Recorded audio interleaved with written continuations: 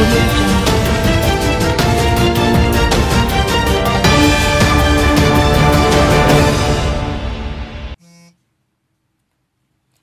వైద్య విద్యార్థులను మోసం చేస్తున్న కూటమి ప్రభుత్వానికి ప్రజలే బుద్ధి చెప్తారని సూళ్లూరుపేట మాజీ ఎమ్మెల్యే కిలివేటి సంజీవయ్య పేర్కొన్నారు. మెడికల్ కాలేజీల ప్రైవేటీకరణకు వ్యతిరేకంగా జరిపే కోటి సంతకాల సేకరణ కార్యక్రమాన్ని ఆదివారం ఉమ్మడి నెల్లూరు జిల్లా నాయుడుపేట పట్టణంలోని 14, 15, 16 వార్డులలో సంజీవయ్య సారథ్యంలో వైఎస్సార్ కాంగ్రెస్ పార్టీ నాయకులు నిర్వహించారు. ముందుగా జరిగిన రచ్చబండ కార్యక్రమంలో మాజీ ఎమ్మెల్యే పాల్గొని మాట్లాడారు. పేద విద్యార్థులకు మెరుగైన వైద్య విద్యను అందించాలన్న సంకల్పంతో గతంలో వైఎస్ జగన్మోహన్ రెడ్డి రాష్ట్రంలో 17 మెడికల్ కళాశాలలను ఏర్పాటు చేయడం జరిగిందన్నారు. ముందుగా 5 కళాశాలలో పూర్తి కాగా మిగిలిన వాటిని కూటమి ప్రభుత్వం పూర్తి చేయాల్సి ఉండగా వాటిని ప్రైవేటీకరణ చేసేందుకు కుయుక్తులు పన్నుతున్నారన్నారు.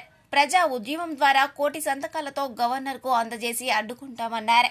ఈ కార్యక్రమంలో మున్సిపల్ చైర్పర్సన్ కటకం దీపిక, వైస్ చైర్మన్ వెంకట కృష్ణారెడ్డి, మాజీ AMC chairman Janardhan Reddy, YCP జిల్లా ఉపాధ్యక్షులు తంపిరెడ్డి జనార్దన్ రెడ్డి, పట్టణ రూరల్ అధ్యక్షులు కలికి మాధవరెడ్డి, ఒట్టూరు కిషోర్ యాదవ్, మద్దాలి సోమశేఖర్ రెడ్డి, కటకం జయరామయ్య, బైన మల్లికార్జునరెడ్డి, చదరవాడ కుమార్, రత్నశ్రీ, దారా రవి తదితరులు పాల్గొన్నారు.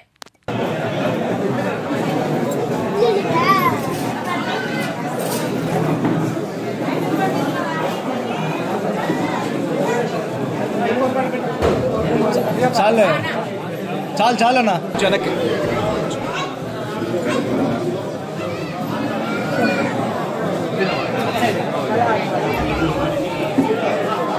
ఫస్ట్ తీశారు.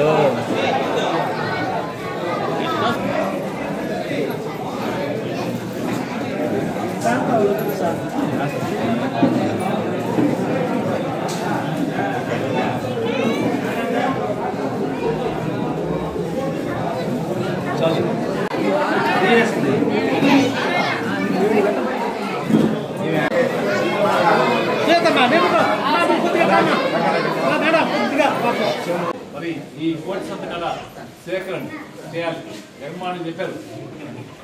రచ్చబండ కార్యక్రమాలాగా పెట్టుకొని వాటిలో ప్రజలకు వివరించి మరి నాయకులు ప్రజలు అందరూ కలిసి ఈ కోటి సంతకాలు సేకరణ చేసి ఈ కార్యక్రమాన్ని మరి ప్రైవేటైజేషన్ ఆపాలని మరి అందరూ కూడా సేకరించాలి.